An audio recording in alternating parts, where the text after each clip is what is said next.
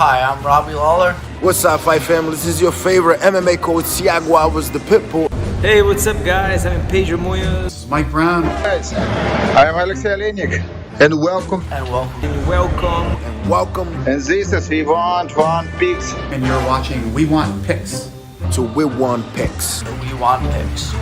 To We Want Picks. To We Want Picks. Hi, everybody from American Top Picks.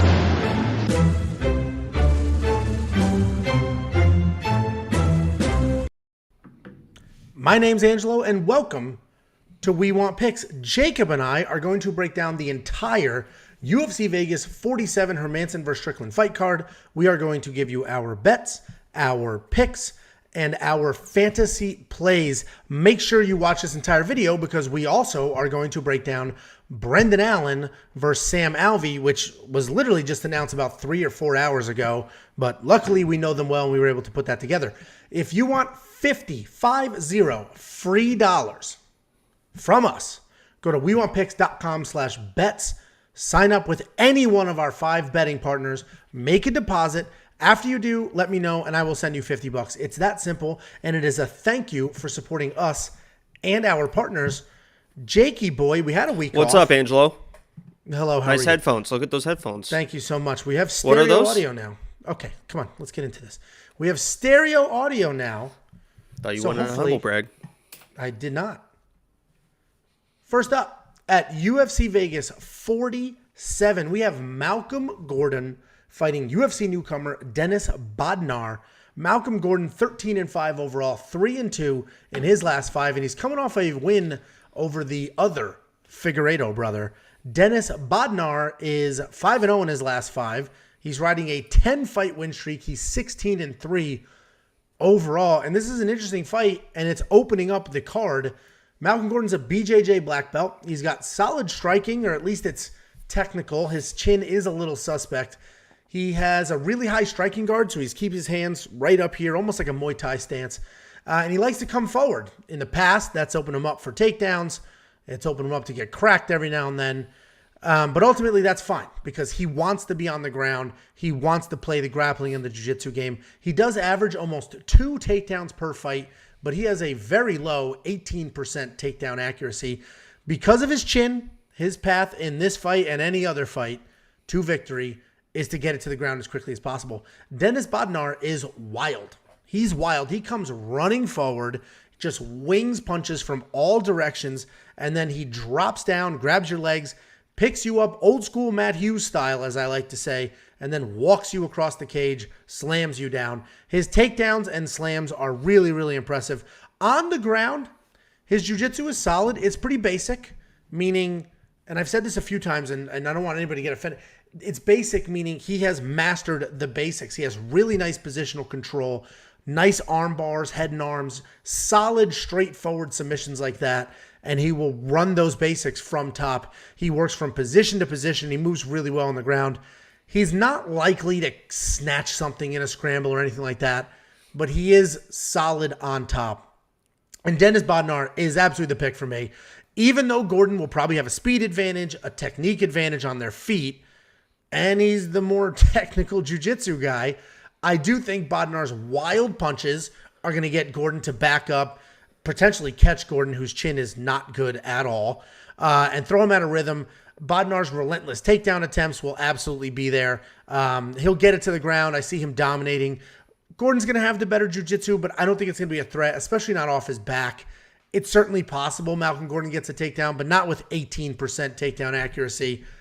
I like Dennis Bondar here to have a very, very shiny and fun UFC debut. What do you think, Jakey boy? Yeah, this is kind of throwing him into the fire. You mentioned this is the UFC debut, so we'll see how he performs in the bright lights of the Apex with all 12 fans. But this is kind of throwing him into the fire because Malcolm Gordon is a good grappler in his own right. He also wants to offensive wrestle.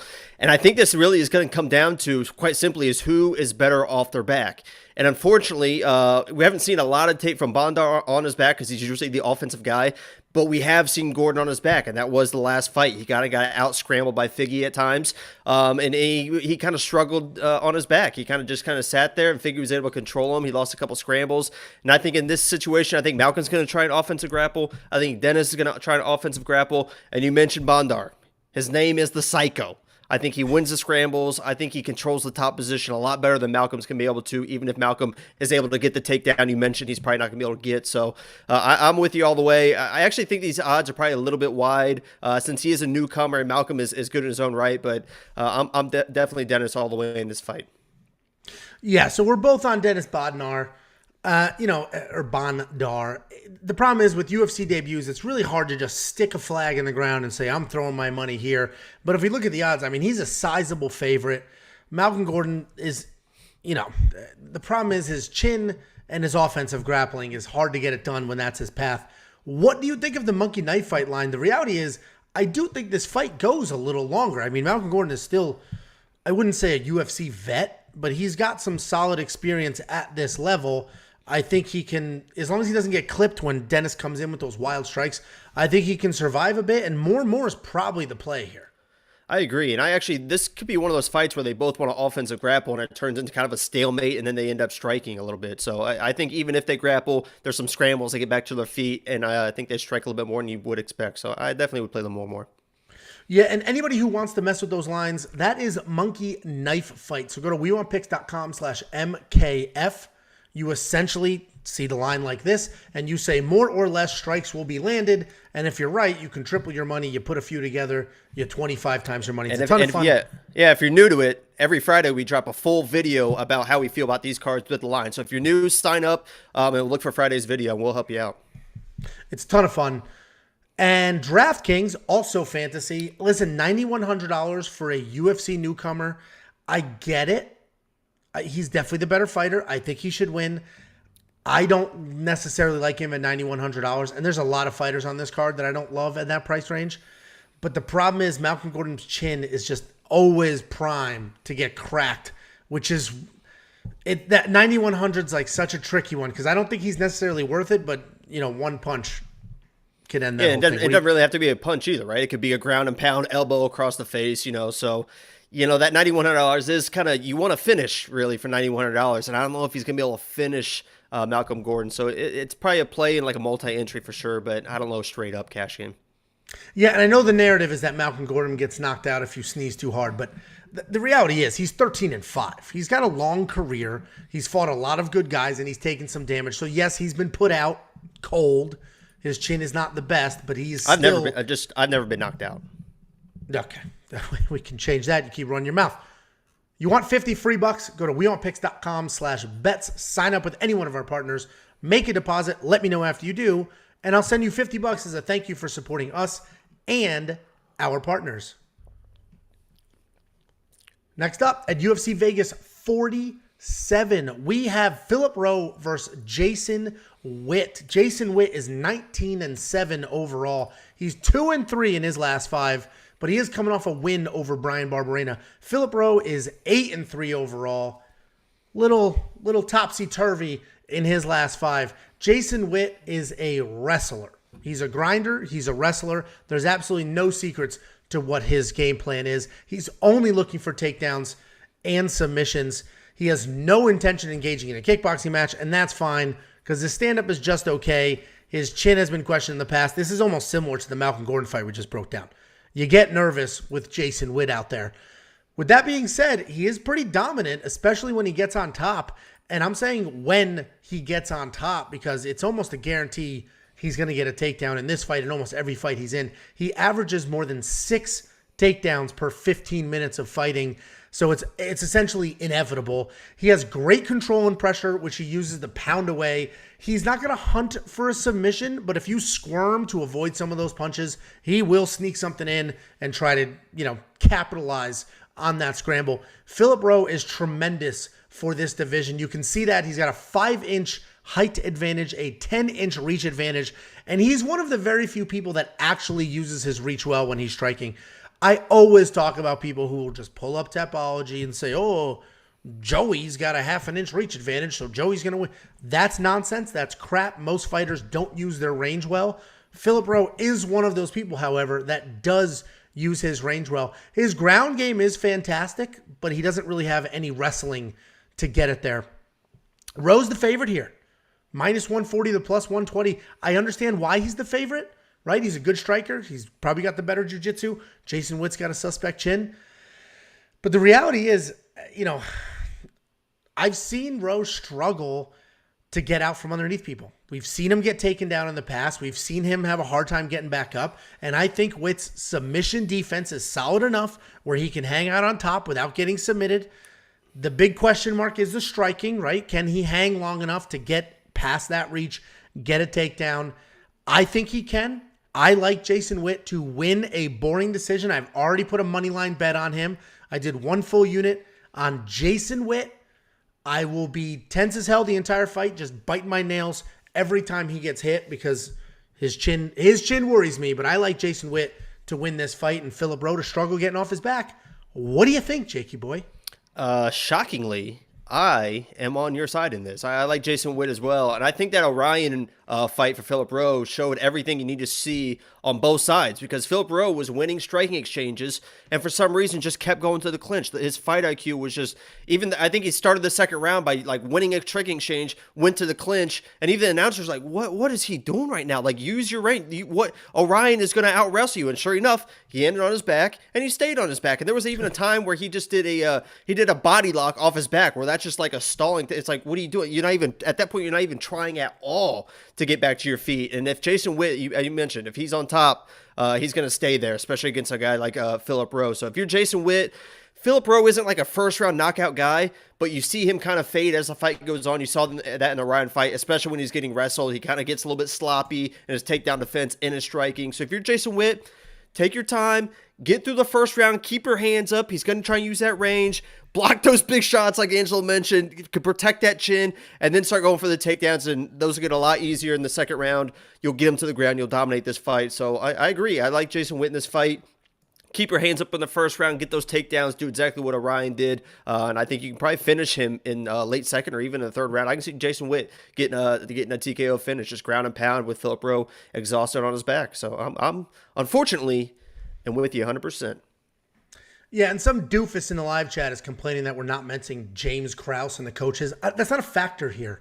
That's not a factor here because game planning doesn't matter in this fight. So I will talk about Sanford MMA in a few fights from now because the game plan matters. There's no game plan. Jason Witt needs to get it to the ground. Philip Rowe needs to keep it standing. It's literally that simple. There is no mastermind. There's no whiteboard with plate. It is that simple. Philip Rowe needs to keep it on his feet. Jason Witt needs to get it to the ground. Literally that simple. The odds, I wish I would have gotten better line on Jason Witt because I do like him in the underdog spot. Obviously, he can get knocked out. That's not great. His chin is worrisome, but the wrestling should get it done. I love him for $7,800. I assume you agree, or you're so worried about the knockout that you're not going to. Takedowns are worth 5 points. He should score well and control time. Yeah, but this is a situation where it could be one takedown a round if it even goes to the third round because I think once he gets the takedown, control time racks up.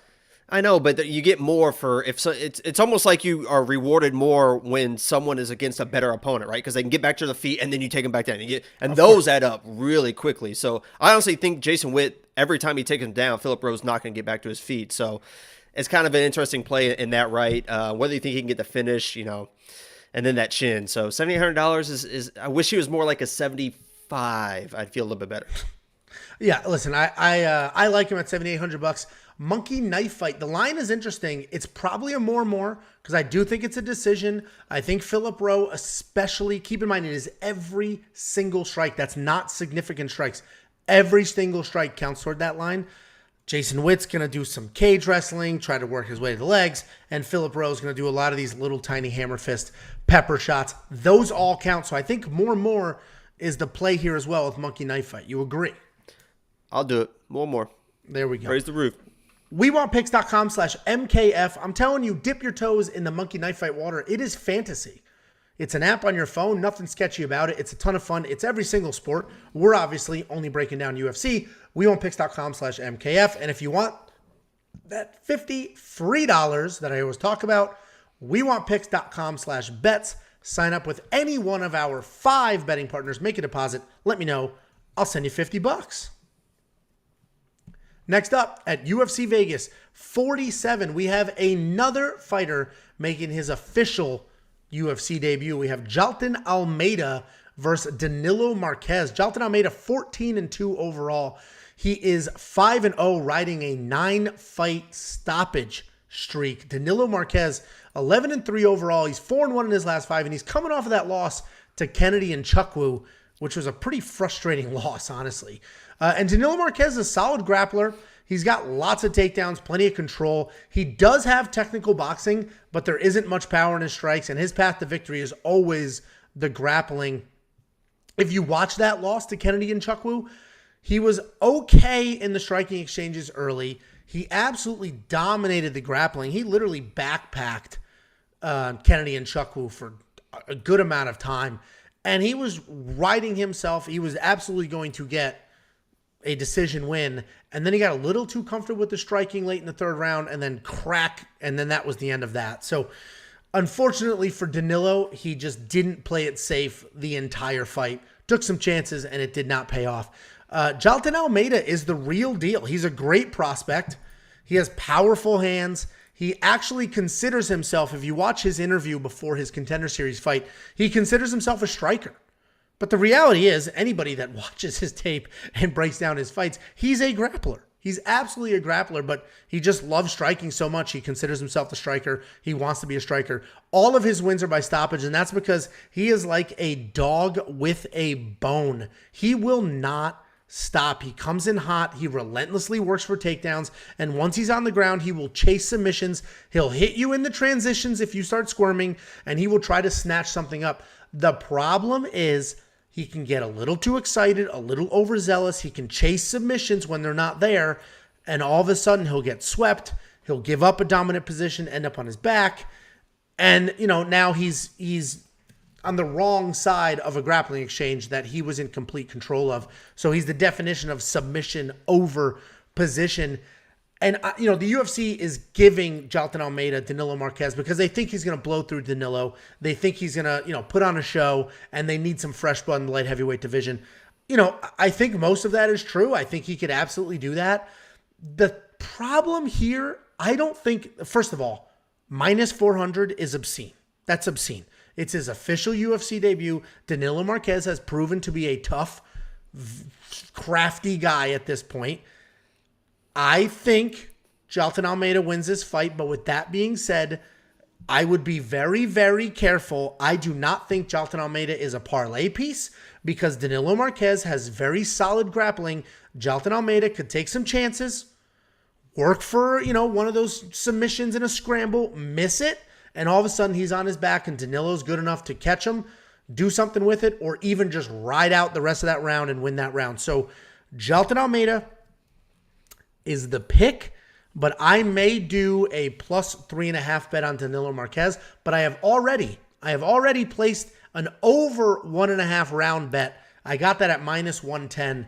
I do not see an early stoppage here. I think Danilo Marques covers, stays controlled, doesn't get clipped, works his takedowns, and survives a round and a half.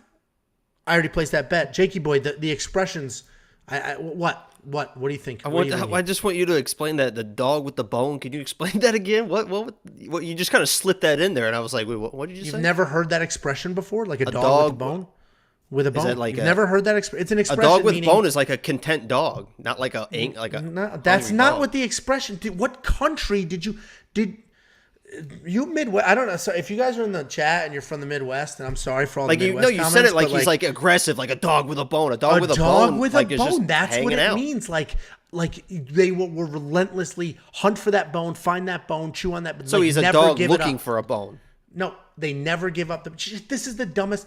Anybody in the live chat, let Jacob know what a dog with a bone, what that expression means. It's a legitimate. When I give my dog a bone, they just lay there and they're hanging out. If you're looking for the bone, can you do me a favor? Can you just give us your pick for Christ's sake? Yeah. So I actually want to mention one thing because Danilo was in like a grappling, one of those underground grappling tournaments that Chael Sonnen was announcing, and Chael Sonnen said that this dude has over 110 boxing matches on his record, 110, and also that he spent 9 years as a brown belt. They wouldn't give him his black belt for some reason. 9 years as a brown belt. I don't know if that's normal, whatever. Chael just does.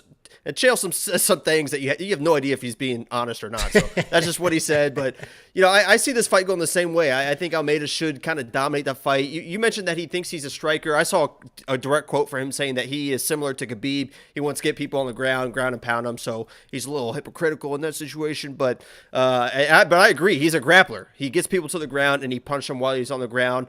The issue in this fight is I think Danilo has the experience. He has 110 boxing matches. I think he needs to win the scrambles, but I think he needs to take his time.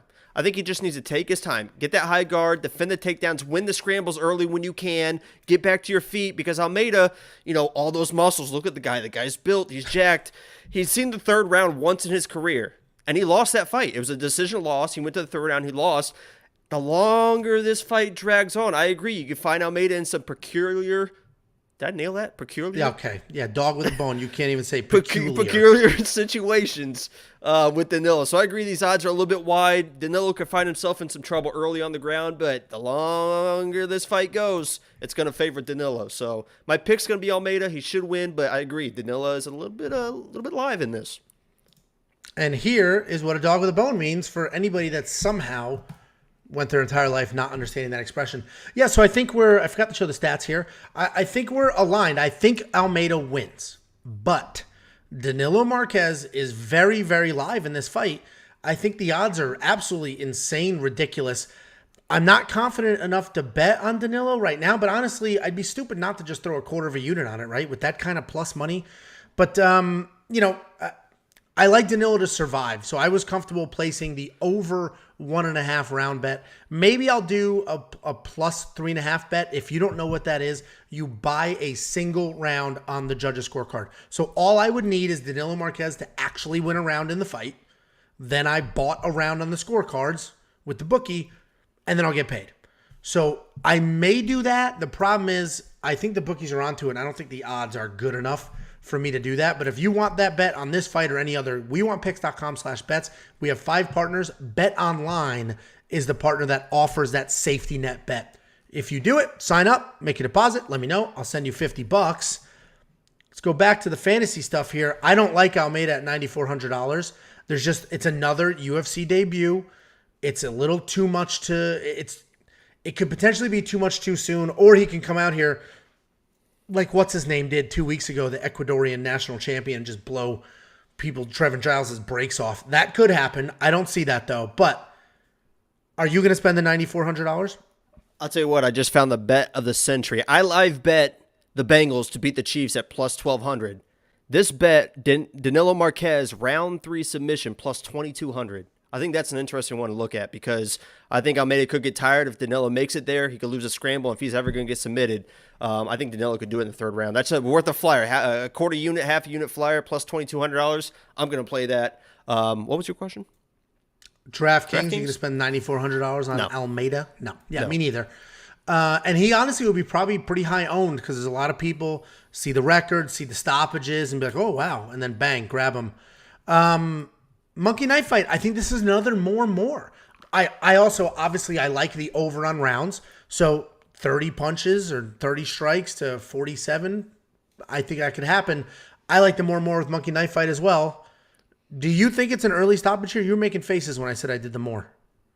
Huh? No, I just got a drink. I was like doing this with my lips or something. You were trying to figure out what a dog with the bone means. Okay. Yeah, I'm Googling it. I got a YouTube video I'm listening to right now. They're explaining it. It's a 12-minute video. Okay. Yeah, I think it's the over as well. The reason why it's so low is because people think there's going to be an early stoppage with the high favorite. I agree. I think Danilo's tough. He's going to be a stay in there. So I think it's another more play. And Danilo's smart. I mean, the knock on him in the past is that he's boring. because he's smart. He knows what he is and what he isn't. So, yeah, I'm not going as far as picking Danilo Marques to win, but I'm certainly not jumping on the Jailton Almeida hype train just yet. Next up, at UFC Vegas 47, we have Alexis Davis versus Julija Stoliarenko. Julija Stoliarenko is 9-5 overall. She's 3-2 in her last 5, coming off 2 losses in a row. Alexis Davis is 20-11, only 2-3 in her last 5. And this is just an absolute battle of the bantamweights, I guess, right? I think whoever loses this fight is likely cut. Alexis Davis is a busy striker. She lands almost 5 significant strikes per minute. And unfortunately for her, she is hit just as often. She does a nice job of throwing in combinations and mixing up leg kicks. Historically, Alexis loses to the top women in the world, but beats pretty much everybody else. Her recent losses are Pani Khanzad, top 10 in the world. Viviane Araújo, top 10 in the world. Jennifer Maia, top 10 in the world. Caitlin Chikagian, top 10 in the world. Every single one of them. That's who she loses to. And if you go through her wins, it's anybody outside of that top 10. And Julija Stoliarenko is outside. And she beat Amanda Nunes. Like 155 years ago. Oh yeah, well I mean that's a pretty good win. I mean Jesus. Julija Stoliarenko, this is what have you done for me lately, sport. Julija Stoliarenko is one of those fighters that has fantastic jiu-jitsu and no takedowns whatsoever, and it is so frustrating. I hate that style. Like, you just spend the whole time in the gym working your jiu-jitsu and you never start on your feet. You never work your takedowns. She only has a 12% takedown accuracy. She is 1 for 8 in takedown attempts in her entire UFC career. She does have a ton of submission wins, though. They're mostly off her back because A, she can't get it to the ground on her own to be on top, and B, she does have good jiu-jitsu off of her back. It's very solid. She's super long. She uses it well. Her striking is a bit sloppy, and she's definitely very hittable. She has a negative striking differential of 3-2, which means she is hit 3 times for every 2 times that she hits her opponents, but she is willing to brawl, and she's got heavy kicks. And this is where a vet play is solid. I like Alexis Davis here. I like her to use her experience. I like her to use her fight IQ. I think she's going to grind out a pretty one-sided win. If it ends up on the ground, which I don't necessarily know if it will, because, you know, Alexis, I don't think needs to get it to the ground. But if it does end up on the ground, I think Alexis Davis can avoid the submissions, work on top, ride out a decision. The only thing that worries me here is Stoliarenko's willingness to bang. She's got heavy kicks. Alexis Davis is 38. She's starting to show her age. She's starting to slow down. But she is a crafty vet that beats the top women in the world. Loses the top women in the world, beats everybody else. And unfortunately for Julija, she is in the everybody else category. Jakey boy, what do you think? You going with the vet? Yeah, so I've mentioned before, and I think some other people mentioned it, that Julija is kind of like the Ronda 2.0 with all the arm bars, right? I mean, she won like 4 or 5 fights in a row, first round arm bars. She looked like she was just dominating everyone, get them to the ground, just break their arm. And unfortunately, she is Ronda 2.0. But she's Ronda like the last 2 fights of Ronda's career, because she looks almost exactly like her. The way that, you know, Ronda was just getting absolutely touched up on the feet and just jab, and didn't really look like she knew what she was doing on the feet. And then just started kind of lunging at people because she was just desperate, like, oh, I'm getting hit, but can't really get the takedowns. Obviously, Ronda could get the takedowns, the judo throws, that's what she was known for. Where Stoliarenko, you mentioned, she can't really get those takedowns. And I think this fight goes the exact same way. I think if Stoliarenko is able to end up on top, maybe there's a scramble and she can end up top, I think she can win this fight, and she probably will maybe get one of those first round submissions. But Alexis Davis is just so solid. She's been here. She knows what she's doing. She knows how to get the takedowns and keep position. I think Alexis Davis dominates this fight. I think she gets the takedowns and just controls the entire fight. I think it's boring. But that is a question mark. Whoever ends up on top is going to win this fight. I just think Alexis Davis has the experience and has the abilities to get the takedowns, offensive takedowns, and to end up on top. And is too crafty and too savvy to worry about all the crazy arm bars that Julia's going to try to throw up. So Alexis Davis all the way. I don't think I'm going to put her in my lineup or anything. What was that? Yeah. Yeah, I have a speech impediment. If that's something that you feel comfortable making fun of, then that's fine in front of everyone. Now we're canceled, but it's fine. Yeah, but Alexis Davis all the way. Yeah, I disagree a little bit where I don't think If Alexis Davis ends up on top, I think she'll survive, but I don't think she needs to. I don't think this comes down to whoever's on top wins, because I think she can win a striking fight. And Monkey Knife Fight thinks the same thing, right? 108 total strikes to 60. So Monkey Knife Fight is almost going 2-1 strikes, Alexis Davis to Julija. I hate touching anything over 100, so I don't know what I'm going to do with the Monkey Knife Fight line. Frankly, I probably won't play it. You don't need to force everything. And the odds, I just wish Alexis Davis was like a minus 150, because I would jump on that. Minus 225 is like, in my opinion, almost a guaranteed win, which, the reality is Julija is nasty at grappling and could potentially catch her in something. What do you think of those odds, and are you going to have Alexis in your DraftKings lineup? And also, Julija, there was questions about her health-wise making this weight, because she was the person that fainted on the scale twice and got pulled out by a stretch. I actually just watched an interview where she talked about she just made weight too early. She just was on weight, but made it too early and just tried to withstand that weight the entire day, and it's just not good for you to be that low. So that's what happened in that situation. Monkey Knife Fight, it's a less play to me. I think Alexis can dominate with the wrestling. I think that's what she's comfortable doing, and I think that's what she does, and I think she just controls her on the ground. Yeah, I'll probably spend the $8,700 in DraftKings, because there's a lot of 9,000 plus that have too many question marks. And Alexis Davis, there's no question marks. She's a true vet. She's proved herself 100 times over. If she lands 108 strikes, that'll add up. If she gets some takedowns, that'll add up. And even if she doesn't get takedowns, she will hold against the cage, rack up some time that way. So I like Alexis Davis to win. I like Alexis Davis at $8,700 in DraftKings. I am not going to touch the Monkey Knife Fight, but if you want to touch $50 free, go to wewantpicks.com/bets, sign up with any one of our 5 betting partners, make a deposit, let me know, and I will send you $50 as a thank you for supporting us and our partners. Next up at UFC Vegas 47, we have Marc-Andre Barriault versus Chidi Njokuani. Marc-Andre Barriault is 13-4 overall. He's 2-1 in his last 5. Chidi Njokuani is 20-7 overall. He's 3-2 in his last 5. He's coming off a solid Contender Series win. Marc-Andre is a pretty well-rounded fighter with solid kickboxing and takedowns.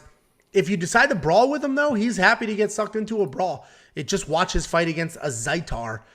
He slugged it out there, no problem. His jiu-jitsu is solid, but his takedowns could use a little bit of work. Marc-Andre is typically looking to pressure forward and wear you down on your feet.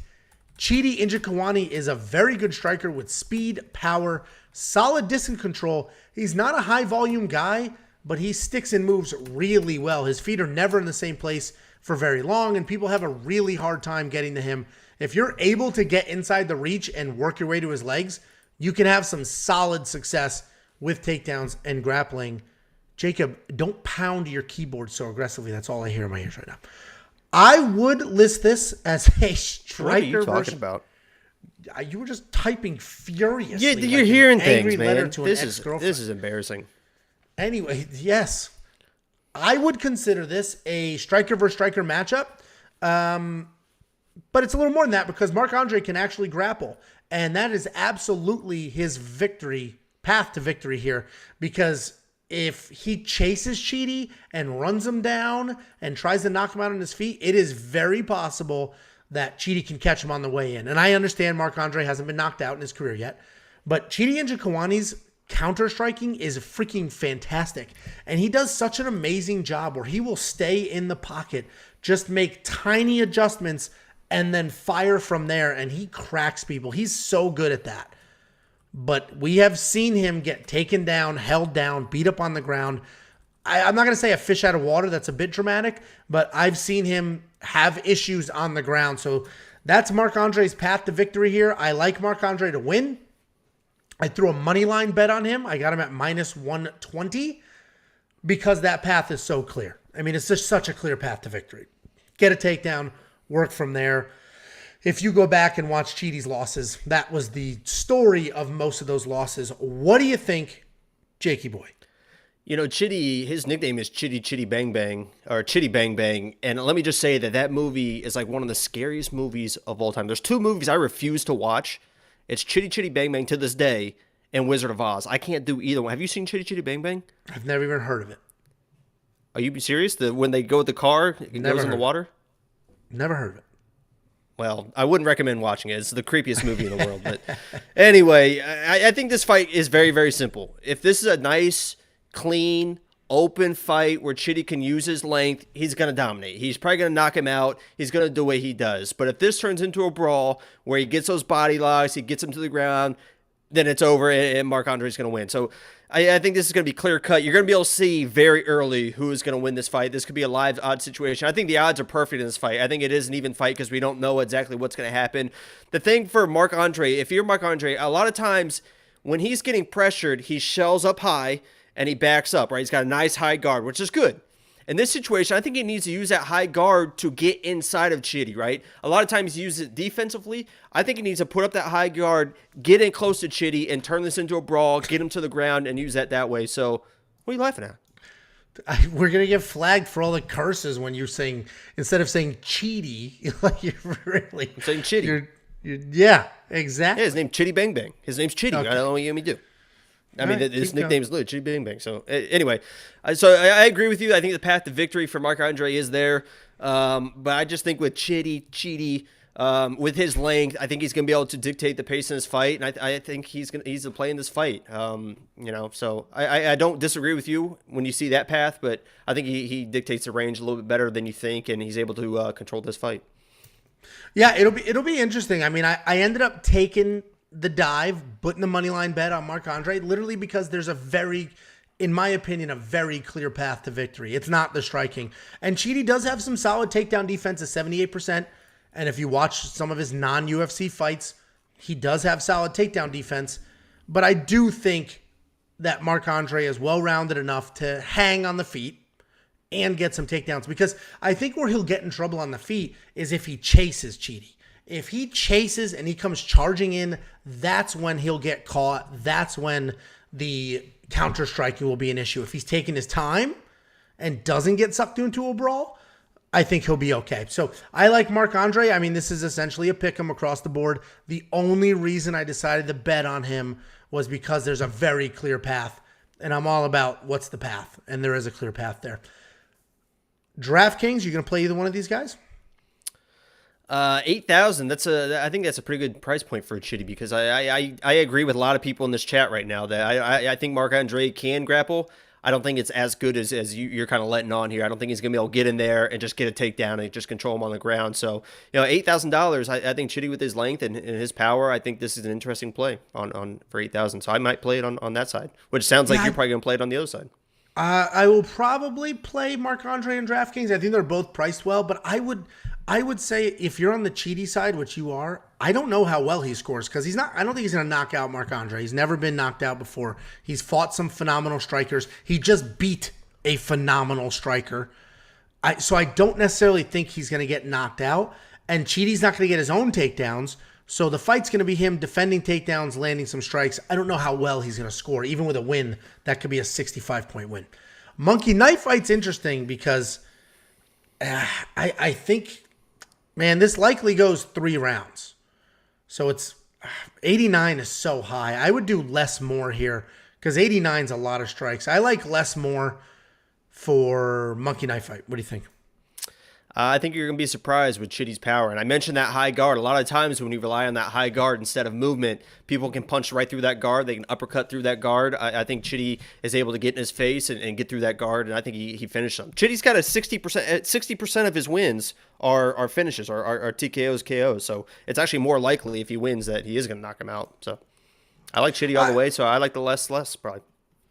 I hear you, but like Marc-Andre just beat Dalcha Lungambula. You hear me, but you're not really listening. You know, he just beat Dalcha Lungambula, who has just as much power as Chidi and is just as dangerous, and that wasn't a problem in that fight. So we're split on this one. We both think it's a pretty close fight, but we are split. Yeah, I'll bet you. Okay. Okay, how much? You tell me. What are you comfortable with? Let's do the 100 we've been doing on these stupid bets. What was that? That's what I thought. What's that? And everybody got a live look. I'm looking at my bank. I'm on my bank account. Okay. I gotta see. I gotta transfer some funds. If you want to place some bets, what's Bitcoin at? And you want $50 free, go to wewantpicks.com/bets. Sign up with any one of our 5 betting partners. Make a deposit. Let me know after you do, and I'll send you $50 as a thank you. And that's at wewantpicks.com/bets. Next up at UFC Vegas 47, we have Hakeem Dawodu versus Mike Trizano. Hakeem Dawodu is 12-2 overall. He's 4-1 in his last 5, coming off a decision loss to Mazlar Evloev. Mike Trizano 9-1 overall. He's 4-1 in his last 5, and he's coming off a solid win over Ludovic Klein. Hakeem Dawodu is a high-level striker. He throws everything with power. He sets nice forward pressure pace, but he still manages to have excellent counter punches while plodding forward. He'll walk forward, throwing leg kicks and straights, and as soon as you fire something back, he will just dip his head and then return. He's technically very, very sound. He's incredible as far as his technique is concerned. He has very real power. Mike Trizano is the second Ultimate Fighter winner on this card. He's a fun forward pressure striker with some real power and lots of energy. He came off a 2-year layoff last year to beat Ludovic Klein in a pretty big upset. I mean, I don't remember what the odds were, but he was a very big underdog, and he beat Ludovic Klein in that fight. And what was interesting is it was a close fight, but Trizano was actually taken down a few times. And he was able to steal the fight later with just a rally, some power strikes, and is just calculated striking. And he is a calculated striker. He does a really good job of mixing in the power and the speed. He can put his foot on and off the gas pedal as he needs. And the most impressive thing about that Ludovic fight is that he went on the stool in between rounds, and he said, "I need to pick it up." His coach didn't tell him that. He said it. "I need to pick it up." And then he went out there the third round, picked it up, and that's what won him the fight, was what he poured on in that third round. Mike Trizano's a pretty impressive guy. This should be a really fun fight. We have 2 heavy-handed strikers that should deliver. I think Dawodu is the more powerful striker. I think he's the more technical striker as well. But Mike sets a real hard pace, and he doesn't gas. These odds are pretty reminiscent of Mike Trizano's last fight where he pulled that off. Man, it's just so tricky to make this pick because I have Hakeem Dawodu as my pick. But I think Mike Trizano, just like his last fight, is a stupid live underdog. I went to go place a +3.5 bet on him because I'm like, yeah, he could steal around. And the odds makers were onto it. The odds were not good. Not good enough to take them. What do you think, Jacob? So Hakeem Dawodu is my pick, but it's like this. I think this fight should absolutely be a pick'em, and these odds are a bit wide. What do you think?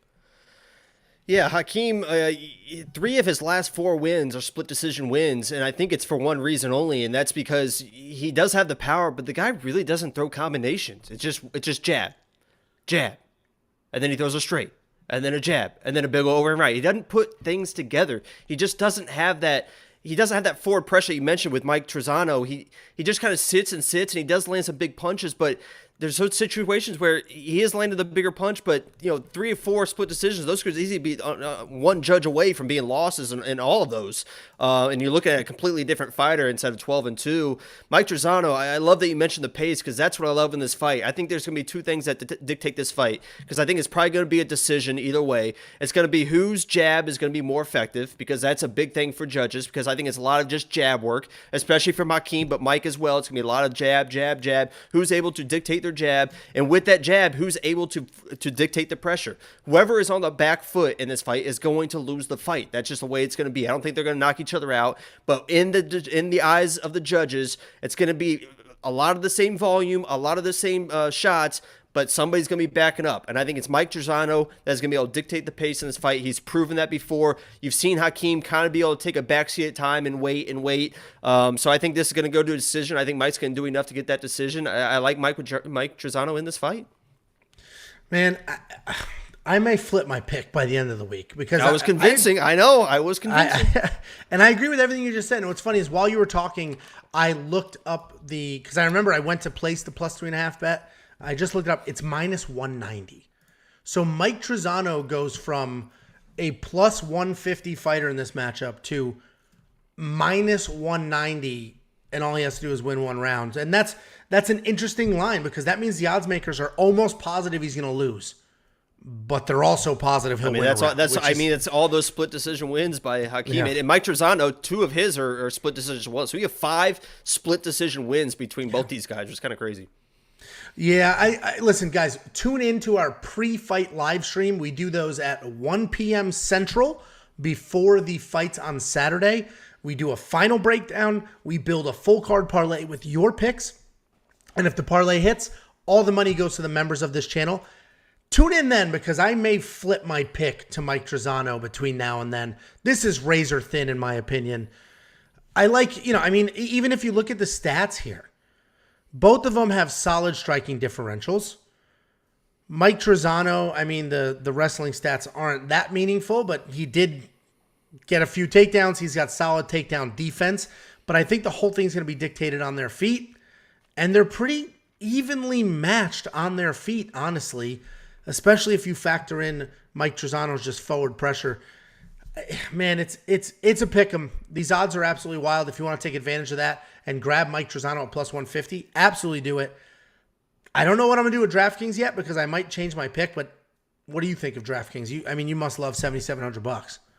No, because I think it's a boring decision. I think he could win a decision, but that's not enough to put him on my DraftKings. I want someone that I know for sure is going to win, and he could lose a decision. You've seen Hakeem win 3 split decisions, so he does something to get the judge's attention. So, and I think it goes to a decision. So I think Mike pulls it out, but not enough to put him in my DraftKings lineup.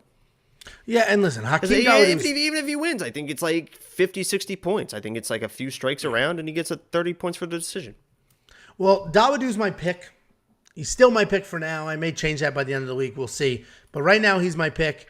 I don't love these odds. I do think it's much closer than these odds. And the monkey knife fight, it may be a less more situation because, like you said, Dawodu, he does have solid volume. But I think with Mike just pushing a pace, staying in his face, he may not be able to get off all the strikes that he's normally used to. So he may be held to under 80. And I see Mike could potentially get past 60. But I don't know what to do with that monkey knife fight strike line. What do you think? I actually 100% agree with the less more. I think that off his back foot, Hakeem's going to be a lot of jabs, but not a lot of combos. I think Mike's able to get the combos off 2 or 3 punches at a time, and I think this is a less more play. Yeah, and if you want to play that, go to wewantpicks.com/MKF. If you sign up with them, they will instantly match your deposit, and then all you have to do is play the strike lines. And tell you what, you can use their free money. You deposit 100, they'll give you 100. Use the free 100. Play these lines. If you win, you triple your money. If you lose, who cares? It was their money, not yours. wewantpicks.com/MKF. And if you want 50 free bucks from us, go to wewantpicks.com/bets. Sign up with any one of our betting partners. Make a deposit. Let me know, and I'll send you 50 bucks as a thank you. Next up, at UFC Vegas 47, we have Miles Johns versus John Sexy Mexi Castaneda. John Castaneda is 18-5 overall, 2-3 in his last 5, coming off a win over Eddie Wineland. True vet, WEC legend. Miles Johns is 21-1 overall, 4-1 coming off 2 knockout wins in his last 5. And Miles Johns is a good, strong grappler with heavy hands and explosive speed. The wrestling is the core of everything he does, and it used to be who he was as a fighter, but he is coming off those 2 knockouts in a row, and those aren't ground and pound TKOs. Those are legitimate knockouts that he got. John Sexy Mexi Castaneda, I'm saying sexy way too much in this breakdown. No, you're not. No, he's a really fun. I love that. He's a really fun come forward fighter, and breaking down his tape is funny. So, to do all of this, I will initially write down my notes, just what I have, my gut, my head. I'll write that down. Then I'll go watch tape, make changes, amend things, whatever, and then I'll put together my breakdown. And putting John Castaneda, watching that tape is so funny because most of his fights were in Spanish promotions. So you're going to take exactly what I said in our first breakdown of this guy. That's exactly what I said in the first. I don't even remember. A whole bunch of Spanish. Sexy Mexi. Yeah, exactly. They just start. It's just a whole bunch of Spanish. You know what I'm saying? Sexy Mexi. I don't even remember you saying that. I just last week when I was watching the tape, that was that you just. It's funny that we saw sexy. It's funny that we saw the same thing, but yeah, it's hilarious. You have to watch one of his fights and watch the whole thing because they love saying it. Yeah, so anyway, he is a very well-rounded guy. He sets an incredible pace. He loves coming forward with fast hands. He shoots a lot of takedowns from there when he has the opening. He does not have a ton of power, but he makes up for it with forward pressure and a wide variety of strikes. He will mix it up.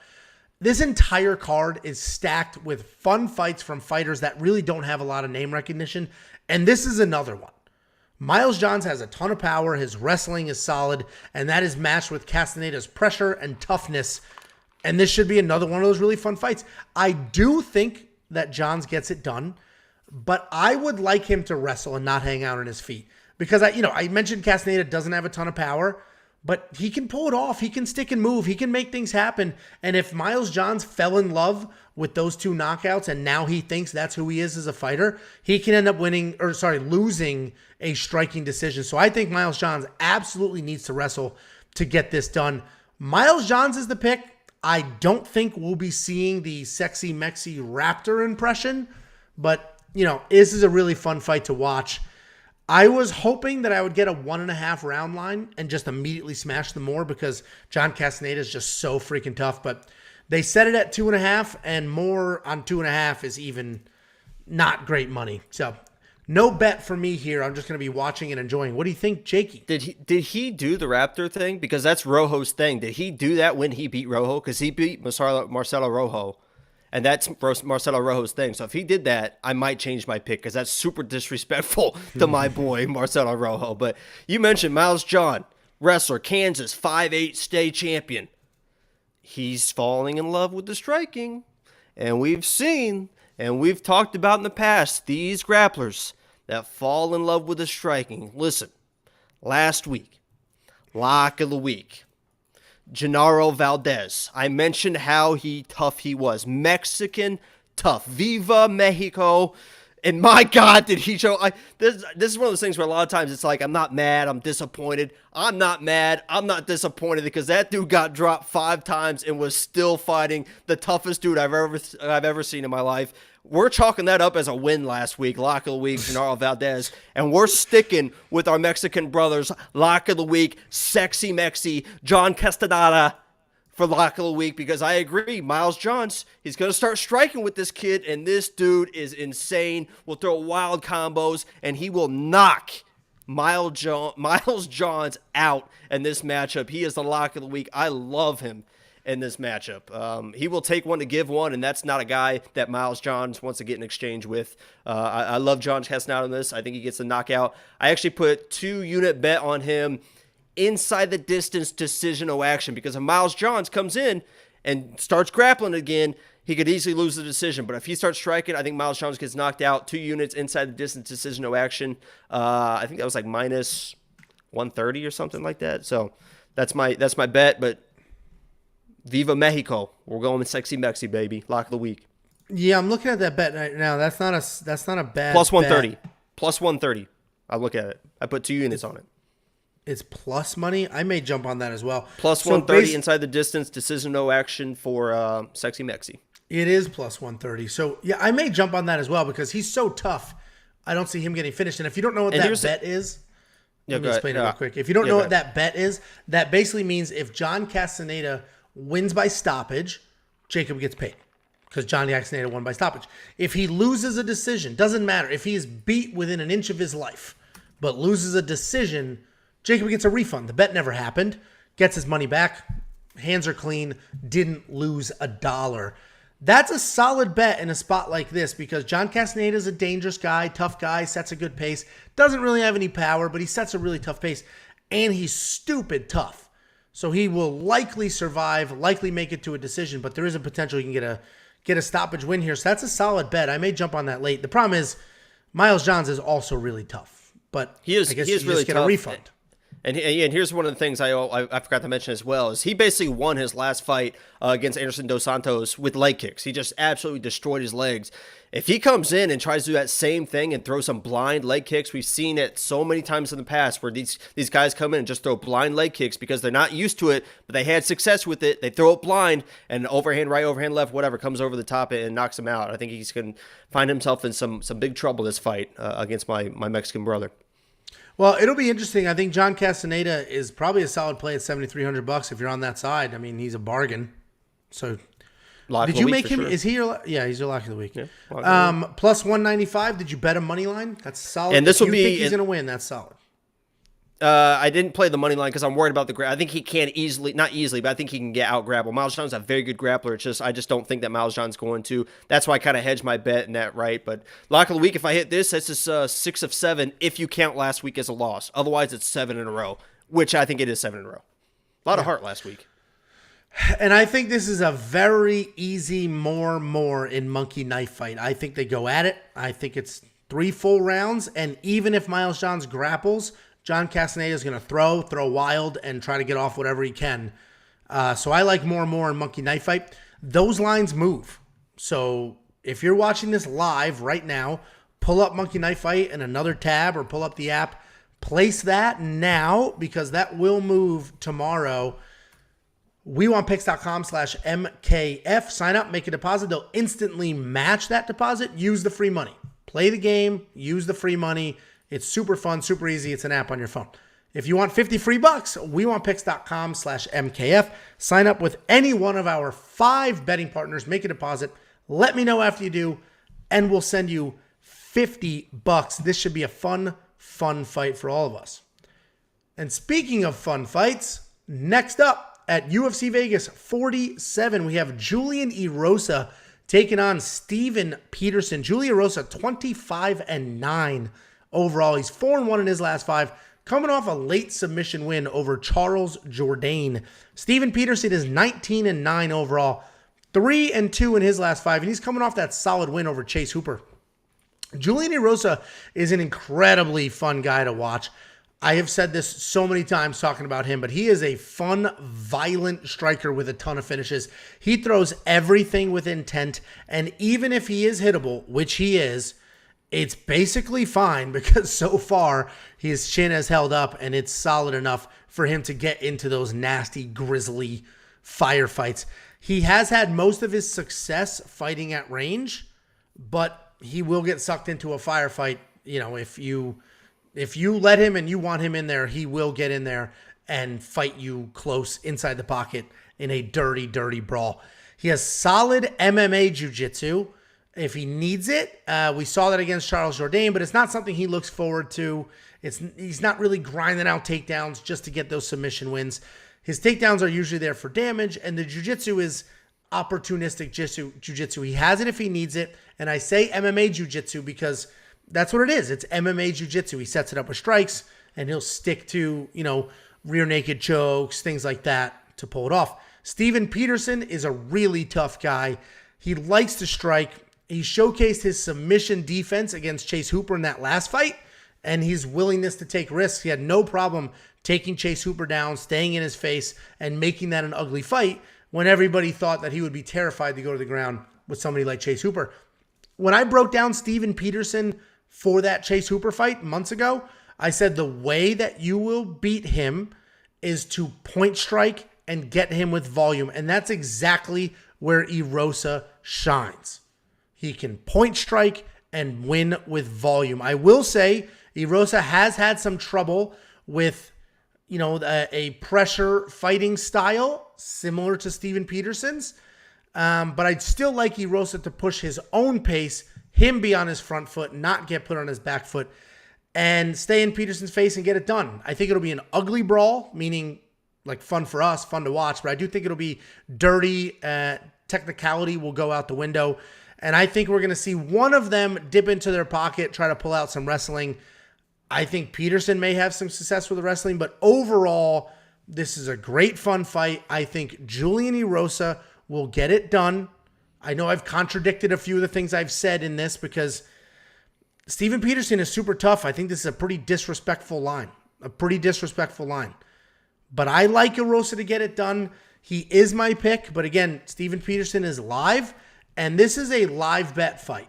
I think we'll know everything we need to know in the first 2 minutes of this fight. If Julian Erosa is landing when he wants, setting the pace, Julian Erosa is the pick. Steven Peterson's marching forward, getting Julian Erosa on his back foot, then I think Steven Peterson will keep that and get that done. What do you think, Jakey boy?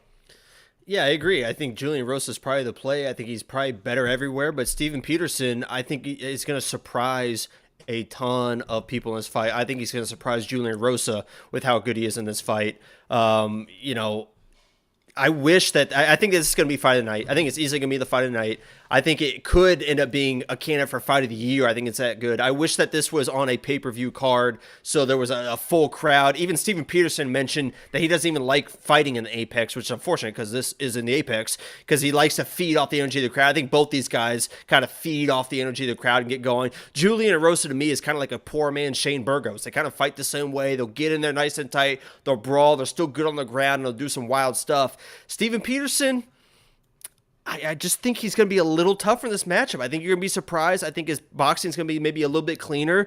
And he mentioned, it's kind of funny, there's an interview where he talks about Julian Erosa. He's like, dude, usually I'm like, I kind of get along with the people I'm fighting. I don't dislike people. I actually get along with people that I'm fighting more than like my friends because I can relate to those people more. He's like, Julian Erosa, it's like, this dude is like a weirdo, man. And this is not me saying it. This is him saying it. He's like, this dude's a weird. He was sending me DMs on Instagram, like trying to get me to fight. I didn't see those DMs. So then he just started commenting on my photos, like, why you ducking me, bro? Why you ducking me, bro? So it's like, I guess if you want to fight, let's fight, because this dude's a weirdo. I want to knock him out, and I believe him. Listen, I think the safe play is Julian Erosa. Probably not minus 300, whatever the odds are. I think the pick is probably Erosa, but I'm going Steven Peterson. I like his attitude going to this fight. I think he gets a little bit nastier. He has one of the best knockouts you probably have never seen. A spinning back fist knockout where the guy he's fighting does a spinning back fist miss, and he does one at the same time and just absolutely levels him. Please look it up. I guarantee it's the best knockout you've never seen. I'm going with Steven Peterson. Listen, yeah, I don't think that's a bad pick at all. I mean, I think it's a close fight. I do think it's a close fight. I think Julian Erosa probably edges it because of that pace. And even the Charles Jourdain's a great fight. We watched him have issues. We watched him fall behind. He was losing, and he was still tough enough, aware enough to pull it off and get it done. But I think minus 300 is crazy, and it's disrespectful to Steven Peterson because Steven Peterson's, a tough guy that's pretty skilled. Is he as good of a striker as Julian Erosa? No. Is his wrestling as good? I don't think so, but I think he's more willing to use it. Is his grappling as good? His defense certainly is. I don't know about his offense. So I just think Julian Erosa is a little better everywhere. Yes, Jacob, you have a question? A comment, if that's okay. Yeah, sure. Okay. I did place a bet on this fight. It was a 2-unit bet on does not go the distance for minus 105. I think this is fireworks, and I think something wild happens. Both these guys are tough, but I think there's definitely, it gets so wild that there's a finish somewhere. I think they both chase the finish. If this was a pay-per-view with the crowd, I'd feel even better about it, but I did inside the distance. It's minus 105. I feel good about it, 2 units. Yeah, I get where you're coming from. I do think, I guess... Yeah, well, you'll be rooting for a stoppage, which is always fun. They're both pretty tough, so it'll be interesting. I think the DraftKings prices are pretty disrespectful. I don't like Julian Erosa at $9,200, even though I do see him winning. The odds are a bit crazy. You mentioned your bet. And Monkey Knife Fight, I think it goes a little longer, so I actually think more is pretty solid because I think they're going to slug it out, go at it, and it's going to be an ugly fight of the night. If you think there's a stoppage... What do you think of the Monkey Knife Fight line? I mean, with the way these guys can brawl, they could hit these numbers in the middle of the second round, honest to God, and there could still be a finish in the third round. So it's probably still, I think the safe play is still more because I think it's an absolute brawl. There might be more grappling than we expect. I think that's probably where Julian has the biggest advantage is in the kind of the straight up jiu-jitsu. But I think these guys brawl. I think they go at it. I think they hit these numbers, and I still think there's a finish. Yeah. All right. Well, then that legit sounds like a fight of the night. So this should be a really fun one. Let us know in the comments what you guys think, because I'm curious what people think of this fight. I cannot be the only one. You're on the other side, but the odds just seem The odds seem off because you're on the other side legitimately. You don't care about the odds, right? If he was minus 110, you'd still think he wins. Or are you going that way because of the odds? No, I mean my pick. Like if my pick is Steven Peterson, I think that he finds a way to win. But the pick is Erosa. I think that the odds should be like I think he should be the favorite. Maybe it's like minus 175. It probably seems like fair odds to me. If he was to do that might probably be a safe bet. But minus 300, I wouldn't. But sure. Well, if you want 50 free bucks, go to wewantpicks.com/bets. I that long elaborate reading. Sure. All right, moving on. I mean, you made your point. Moving on. wewantpicks.com/bets. Sign up with any one of our 5 betting partners. Make a deposit. Let me know, and I'll send you $50 as a thank you. Well, that's a big cat, Jacob. Thank you. You hear it? Mm-hmm. Next up at UFC Vegas 47, we have Bryan Battle versus Tresean Gore in what should have been the actual Ultimate Fighter finale. If you remember, Bryan Battle made it to the Ultimate Fighter finals. Tresean Gore made it to the Ultimate Fighter finals, and then Tresean Gore was injured, so Gilbert Urbina stepped in. Bryan Battle won that fight, and he is officially the Ultimate Fighter winner, but this should have been the fight. So it's a pretty fun fight. Bryan Battle, 6-1 in his career, 5-0 in his last 5, and he's coming off that win over Gilbert Urbina to win the Ultimate Fighter. Tresean Gore, only 3-0. Only 3-0 as a pro. He's 5-0 in his last 5, or 5-0 total if you include the fights in the Ultimate Fighter house, but those are not professional fights. Bryan Battle, I mentioned he's coming off that win over Gilbert Urbina. Gilbert Urbina was a late replacement. Bryan's a good striker. He's got solid volume, nice head kicks. He showed us in his last fight that his ground game is solid and he's never out of a fight. He has decent takedown defense, and he'll look to keep this fight standing as he does most of his fights. Tresean Gore is heavy-handed come-forward wrestler.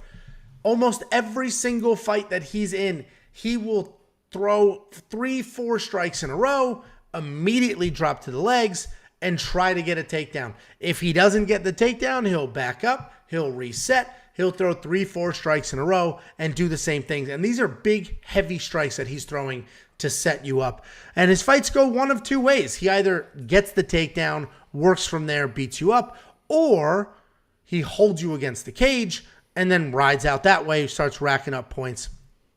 It's an interesting style. It's a nonstop cycle. He has the cardio to continue doing that over and over and over. And I think that's why Tresean Gore is the favorite, because a lot of these bookies see him just doing that to Bryan Battle. And this fight is somewhat similar to Bryan Battle versus Gilbert Urbina in the TUF finale, because if you remember that fight, Bryan was not having a good night at all. He was on the wrong side of both the striking and the grappling exchanges, but he was tough enough to hang. He ended up pulling off a submission win because Gilbert was absolutely exhausted. And I think this will be similar in that Gore will be looking to get it to the ground. Battle will be looking to strike. I think Gore will also have some success with the striking entries. Definitely have success with the grappling. I like Gore to win this fight, but Bryan Battle has proved just how tough he actually is. And, you know, the guy is 3-0. Putting a flag in the ground, declaring him, oh, he's going to dominate. He's 3-0. It's a little risky, but I think Tresean Gore wins, and I think just forward pressure, the heavy strikes to set up the nonstop takedowns, gets it done, keeps Bryan Battle on his back foot the whole time. What do you think, Jakey boy? First of all, let me get something out of the way. Bryan Battle does not look like that anymore. If you've seen his Instagram, this dude is jacked now. He's got the 6-pack. He is ripped. He looks like he got his opportunity, and he is taking it serious. He changed his entire body, and we'll see if he comes in and it performs even better, because you mentioned that last fight. He fought through real adversity that fight and was able to pull it out, which is a good thing, but you don't want to keep doing that, especially against a guy like Gore, who's going to get the takedowns and is going to try to do the exact same thing. So Bryan Battle, to me, in this fight, I know that Gore is only 3-0. Battle's 6-1. Technically, he's got twice as much experience. But to me, when I watch Bryan Battle, it seems like he's still thinking in the octagon. It seems like it's, okay, this. Okay, now this. Okay, now this. Where Gore, even at 3-0, it seems like everything is so fluid, especially on the ground, with the takedowns, with the scrambling, with the grappling. It just seems like it's more natural, where Bryan's still thinking a little bit. And honestly, I think that's the difference in this fight. I think Gore's just a little bit quicker. He's going to be a little bit quicker to the positions where Battle's going to be trying to think through the positions. And I think Gore's going to win this fight. So I think Battle is, I don't think he's going to get dominated, but I think Gore's going to win this fight. So that's my pick. Yeah, I think we're both on the Gore side. And what's interesting, though, there's a bunch of factors here. This is not a fight that you should bet on, because Tresean Gore is only 3-0. He's also coming off an injury. I don't know what that meant for his training and how far that set him back or what that meant for him. Bryan Battle, like you said, he looks very raw, very sloppy. He was like minus 200 in that Ultimate Fighter finale against a late replacement who didn't make it to the finale, a late replacement coming off a loss, and he was losing that fight. Yes, he won. He pulled it off, and it's not like he needed to pull it off at the end of the third, like it was in the second round, but, he was losing that fight. He was on the wrong side of the striking and the grappling exchanges until he was able to pull it off. So I like Gore to win, but there are a lot of question marks. There's a lot of, factors in here that just, I can't lay out my actual money on this fight. With that being said, the odds are probably correct. I almost moneylined Tresean Gore. I was very close to moneylining him because when I broke down the fight, I took my notes. I said, bet Tresean Gore. And then when I actually went through, I'm like, man, dude has 3 fights. This is my money. I'm not willing to lay that down just yet. What do you think of DraftKings? 8,300 is actually worth it. I like him in DraftKings for 8,300. There should be some takedowns, and if there's not, plenty of cage control and striking. Yeah, I like for $8,300. The only way he gets in trouble is if he gives up his back to Battle, and I don't know if he's going to do that in this fight. I agree that minus 140. I don't know if I'm going to put it straight on him, but I think he's going to be in a parlay of mine for sure, that minus 140. So I like him 8,300. I like him in a parlay. And the monkey knife fight is interesting because with those takedowns, I don't know. What do you think about that? Yeah, I don't know. I'm not going to touch the monkey knife fight because this could go so many ways. Listen, you don't need to bet on every single fight. You don't need to play every fight in fantasy. Like, you just don't. There's 13 fights in this card. There's 26 fighters on this card. Some of them you can just watch and enjoy. And this is one. Because if Tresean Gore comes out here, blows the brakes off Bryan Battle, well, next time I'll bet on him. Next time. Right now, not so much. So I'm not going to touch the bets. I'm not going to touch monkey knife fight. Maybe a live bet opportunity. Maybe Tresean does those 3-4 big strikes in a row, gets to the legs, gets a takedown, bang, betting him, done. So we'll see what happens. wewantpicks.com/bets. Sign up, make a deposit, get $50 free from us. After you do, wewantpicks.com/bets.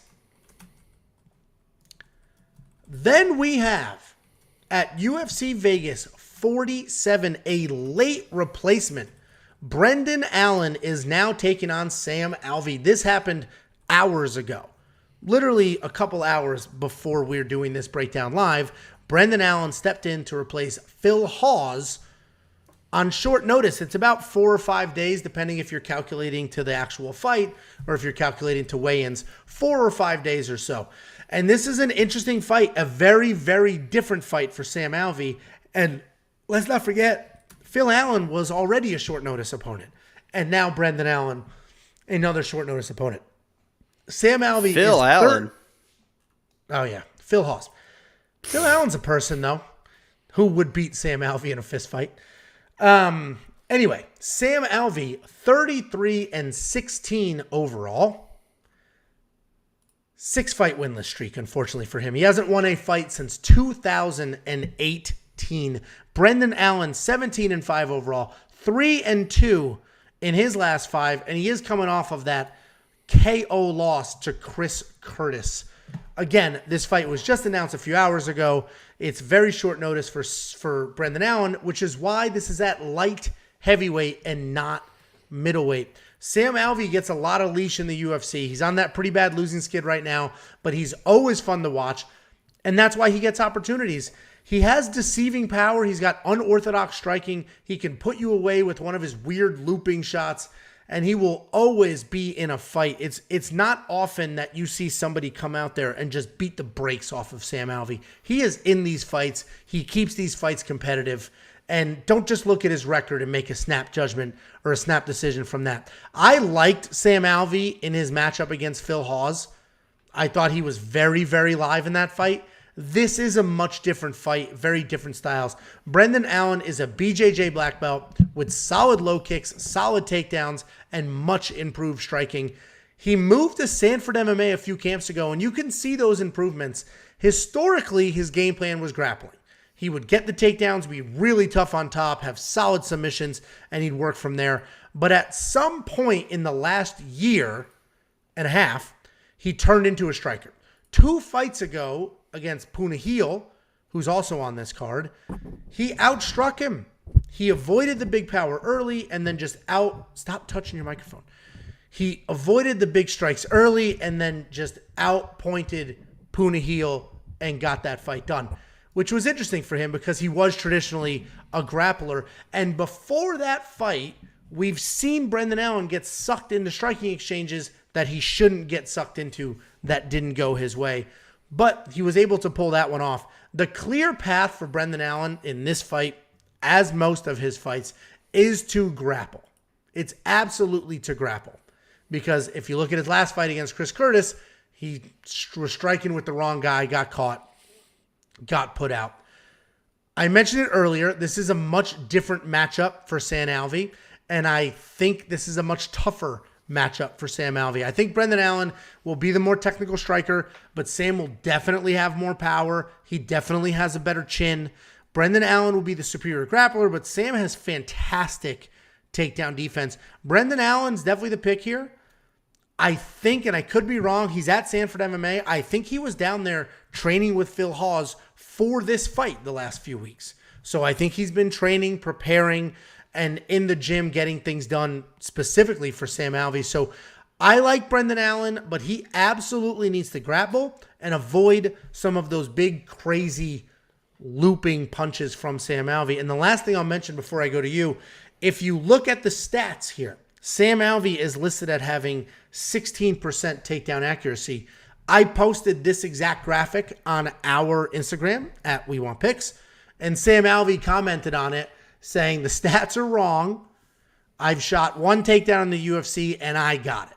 So pretty funny comment from Sam Alvey, who's a pretty cool guy. I feel bad picking against him. What do you think?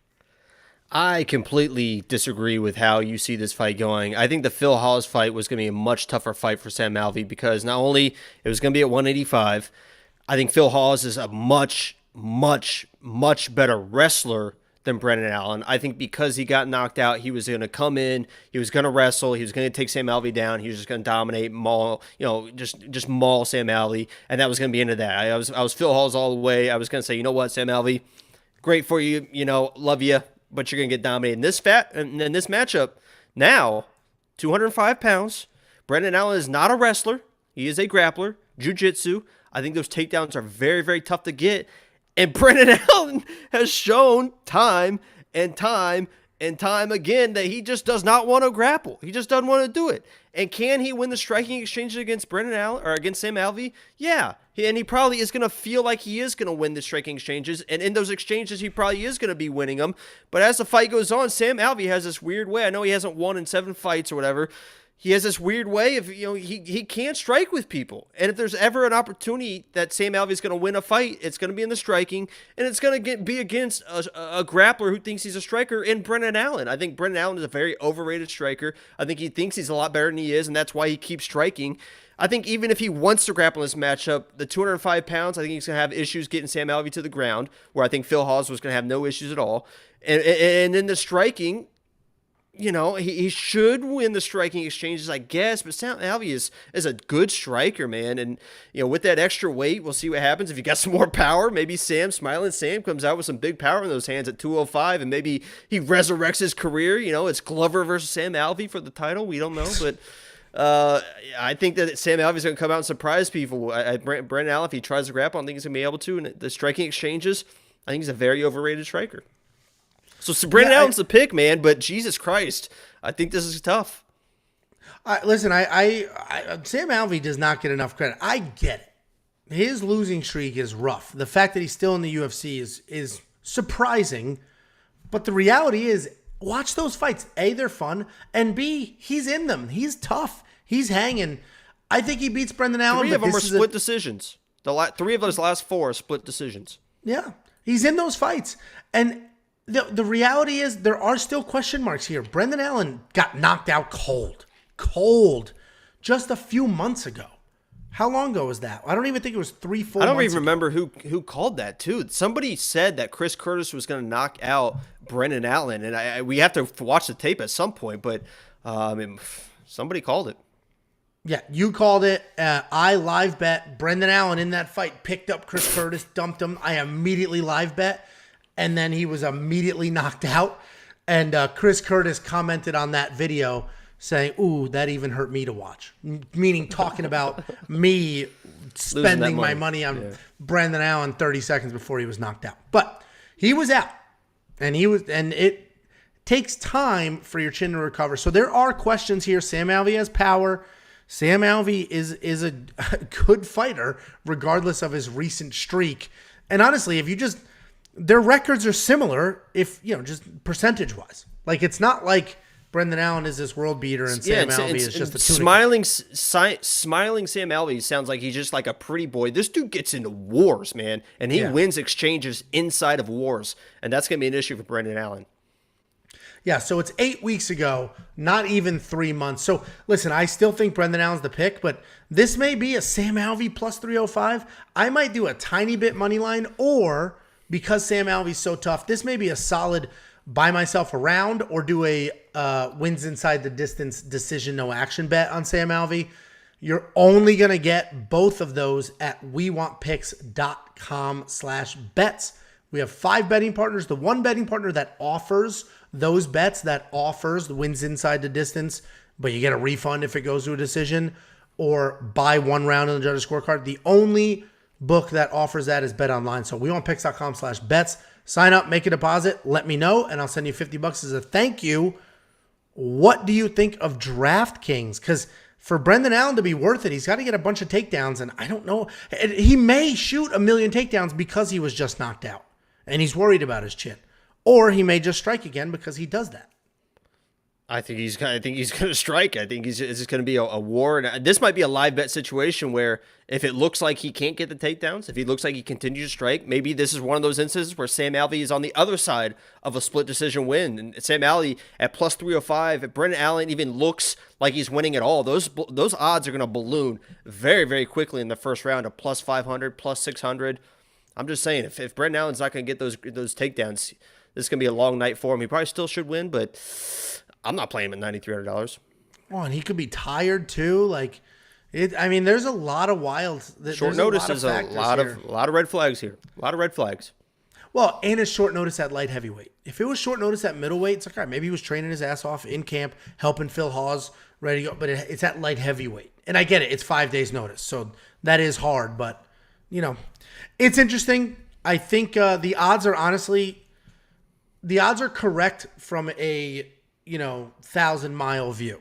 But once you look a little closer at those Sam Alvey losses, you factor in Brendan Allen coming off a knockout, you factor in the short notice, all of a sudden it should be a little tighter. So this should be a pretty fun fight. We don't have Monkey Knife Fight line yet. We already talked about the bets. If you want yourself some free money, wewantpicks.com/bets.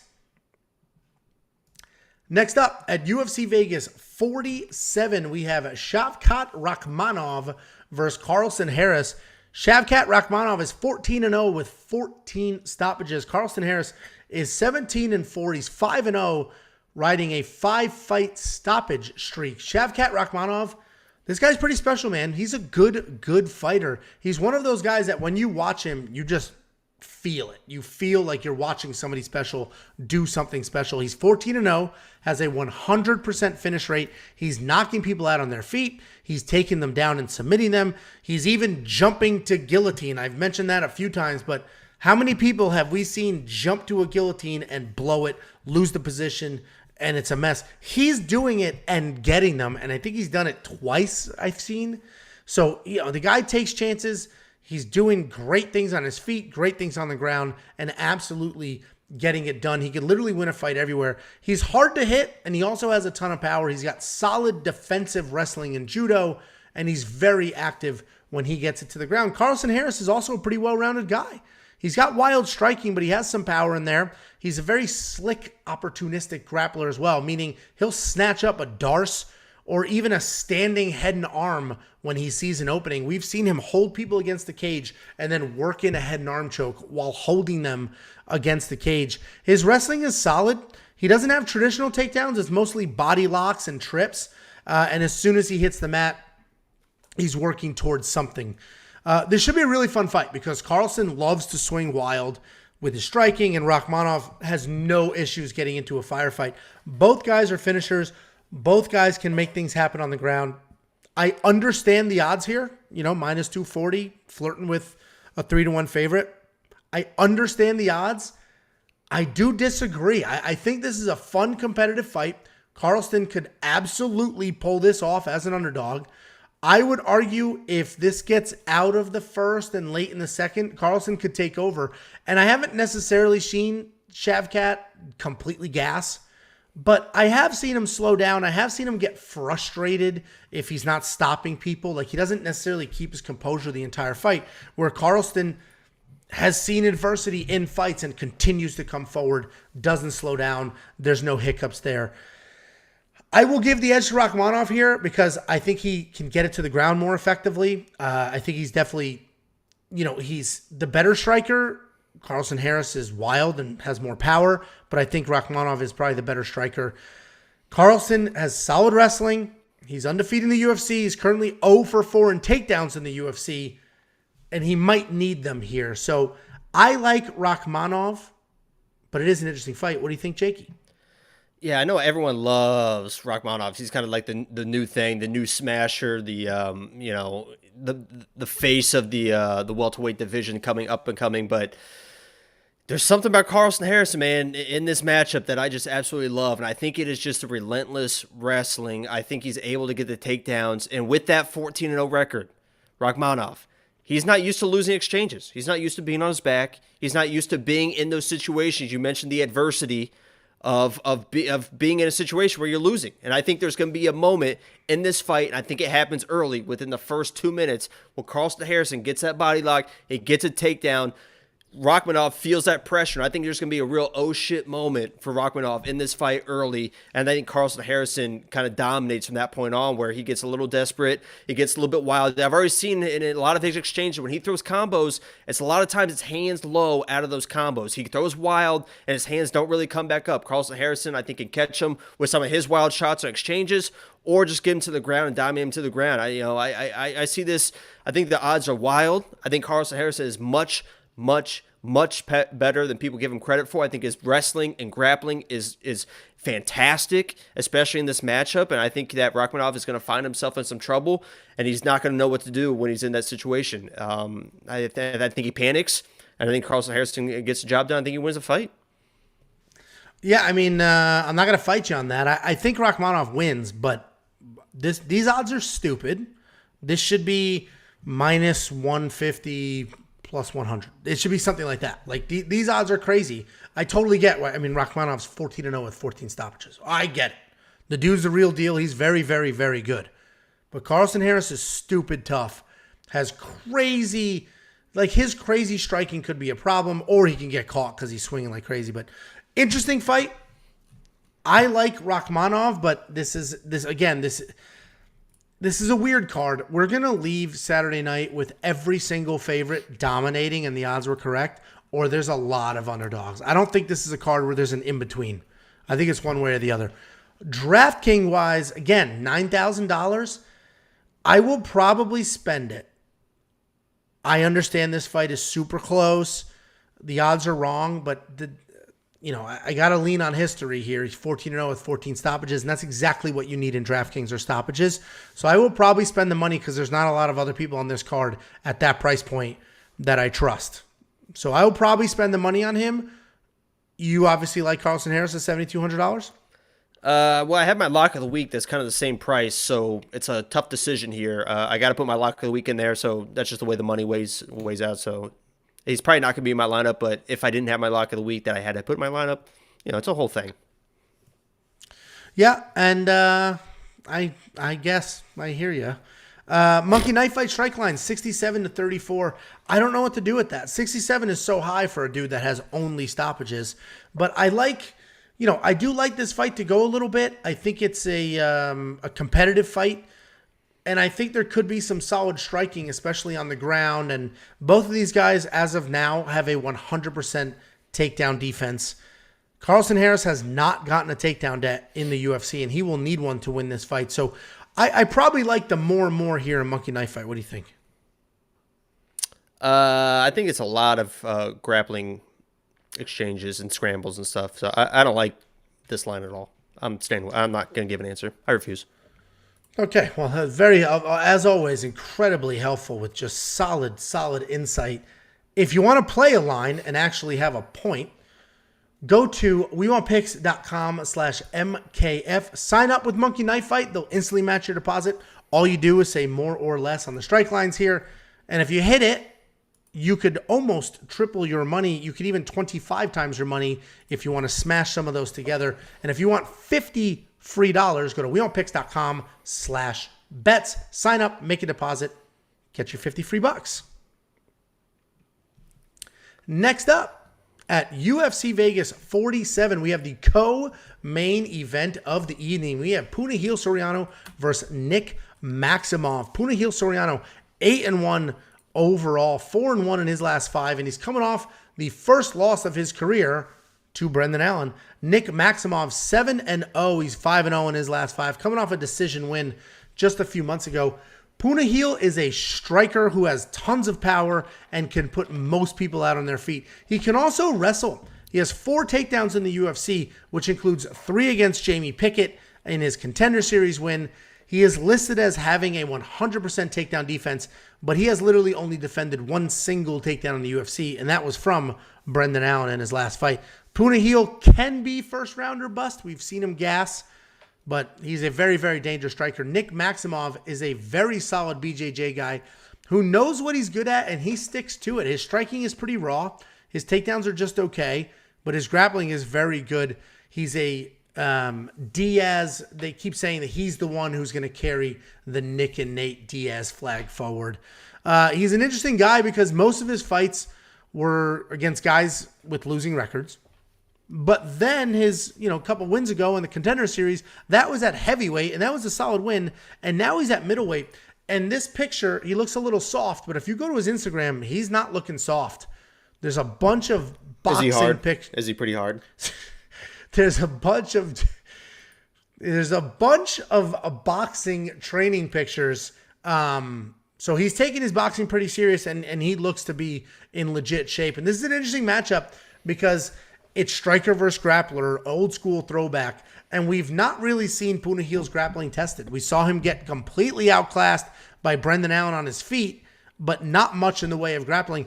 We also haven't seen Nick Maximov spend much time striking. In his fight against Cody Brundage, he had 4 takedowns and only landed 14 strikes in that entire fight. I think the odds are correct here. I get it. Because Punahele, 2-1 favorite, it makes sense.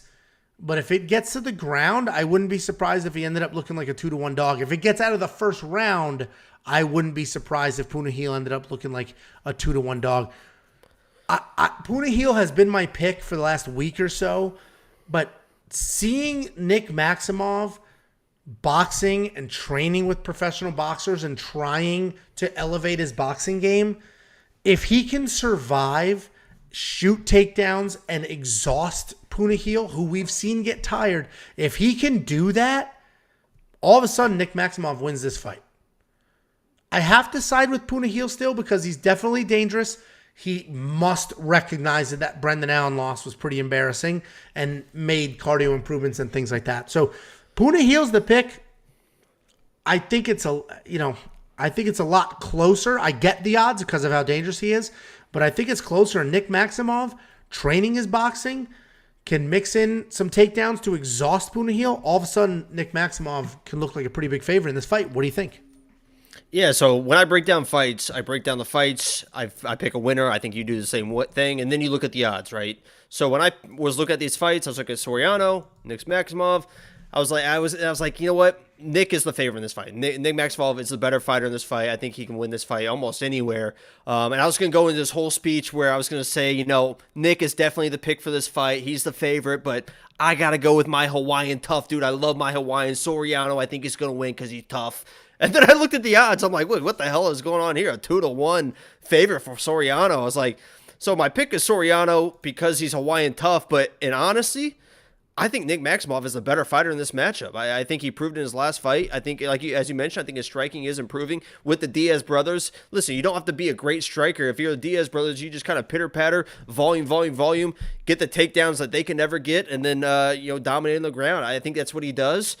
I think that I don't know if he dominates this matchup, but I think he wins this pretty clear. I think he gets it to the ground. I think he probably submits him, but Soriano is my play because I'm never going to pick against a Hawaiian in my life. I love my Hawaiians, so Soriano is my pick, but I think Nick is probably the pick for everyone else. Don't listen to me.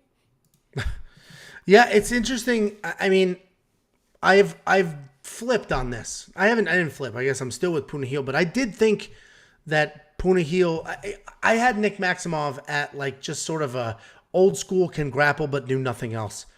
And now I'm starting to come around and, his striking is very raw, but if he's starting to button it up, and I think just Punahil's last loss to Brendan Allen is just not a good look. It's just not aging well at all because Brendan Allen is not a striker. And then he came out and Brendan Allen got smoked by Chris Curtis in the striking. So it just wasn't a great look. With that being said, Punahil's still the pick. What do you think of DraftKings and that pricing? I mean, Punahil, $8,600 is a bargain if he gets that stoppage. But all of a sudden, Nick Maximov pulls it off. $7,600 isn't so bad. Listen, my pick for my brain is Nick Maximov. I'm picking Soriano from the heart, but in DraftKings, I'm probably going to play $7,600 for Nick Maximov. I think he's able to get the takedowns, and once he's on the ground, he is a menace on the ground. So I think he's a better wrestler than people think, and I think he's going to prove it in this fight. Yeah, it'll be this honestly is a really interesting fight. I'm probably not going to touch it with Maximov bets. by submission plus 375. So that they respect his submission game for sure. Yeah. I mean, I'm just so torn because I do think this is a pretty close fight. This is one I'm just going to watch live. Maybe I'll throw a live bet on it. We'll see if Punahil connects a few times, Nick looks uncomfortable, then we'll double down. If Nick all of a sudden gets to the legs and Punahil's slowing down, we'll see what happens. Jacob, yeah. Thank you. I just placed two bets, half unit on each. Maximov round 2, round 3 submission. Round 2 is plus 1,400, and round 3 submission is plus 2,200. I put a half unit on both. Wow. Okay. Money well spent, I guess. We'll see what happens. You like taking those flyers. I'm a little more measured. You do like taking those chances. If you want 50 free bucks and you want to take some chances, go to wewantpicks.com/bets. Sign up with any one of our 5 betting partners. Make a deposit. Let me know. And we'll send you 50 free bucks as a thank you.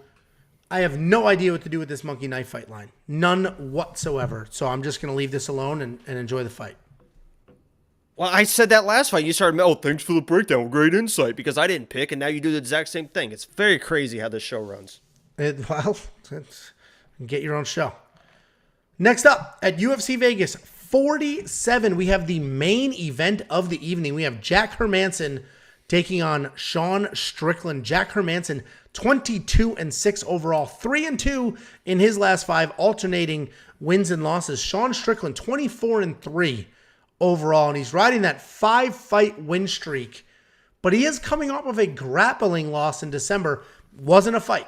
It was a grappling match, but he did lose. Take that for what it's worth. That may be a factor here because he's about to fight a grappler. And Jack Hermansson is a great grappler. If he takes you down, he's pretty dominant from there. His striking is solid, but he's not going to be KOing anybody anytime soon. What I like about Jack is that he will stick to a game plan. and he'll have success with it. He took Shabazian down 3 times in a win. Martin Vettori, he took him down twice in a loss. Jacare Souza 3 times in a win. And he's just not afraid to put himself in harm's way to get those takedowns and make something happen. Sean Strickland, he's a blue-collar striker. And I say that because he literally only throws punches. And he doesn't even turn his hips. He just walks forward, throws a ton of punches just like this. There's no hip rotation. He's not even turning half of them over. And he doesn't have incredible power, but he does have deceiving power. We've seen him drop people with jabs because I think it's just stiff and there's just so much volume there. I don't know how there could be power because he's literally not moving his hips. It's just from his arms. He's a weird guy to watch. He's a weird guy to watch. It's literally just a million. It's like when a child, I have a young daughter, 5 years old, and when she goes, let's fight, she just stands there and goes like this. And that's exactly how Sean Strickland fights, except he's also walking forward when he does it. He does have fantastic takedown defense, though, at 81%. And what is more impressive is that it's newer, meaning earlier in his career, he was taken down, but he cleaned those things up, and he has now gotten that under control, so much so that in his fight against Uriah Hall, he had 4 takedowns of his own. So early in his career, Sean Strickland would get taken down pretty often. That's how you beat him.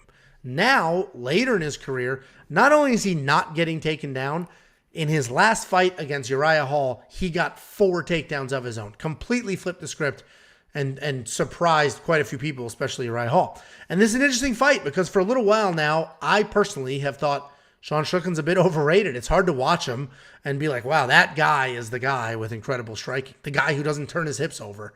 Him. I know that Hermansson isn't exactly like the number 1 contender, but I do think he's an opponent that will not be comfortable standing in front of Sean Strickland and just handing over a decision.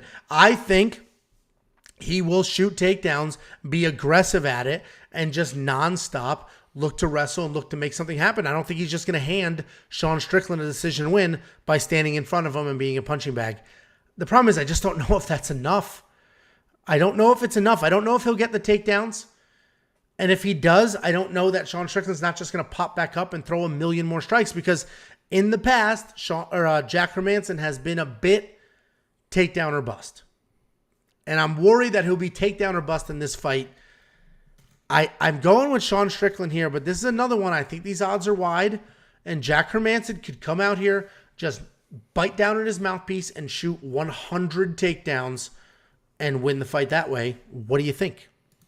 Yeah, this is exactly what that is. It's takedown or bust, because if he stands on the feet with Sean Strickland, you've seen every single person that tries to stand eventually just gets out-volumed and out-jabbed. Jack Hermansson has got to get this fight to the ground, and he's got to do it early. He's got to do exactly what he did in the Esmond Shabazian fight in the second round. So he was kind of playing around with him in the first. He was trying, and then the second round, he just said, screw it. In the first 10 seconds, he shot across. He got on the legs. He got the takedown. That's exactly what he needs to do here, because if he starts messing around, that Sean Strickland jab is just going to jab, jab, jab. You're going to get eaten alive, and then you're going to be too tired to get the takedowns.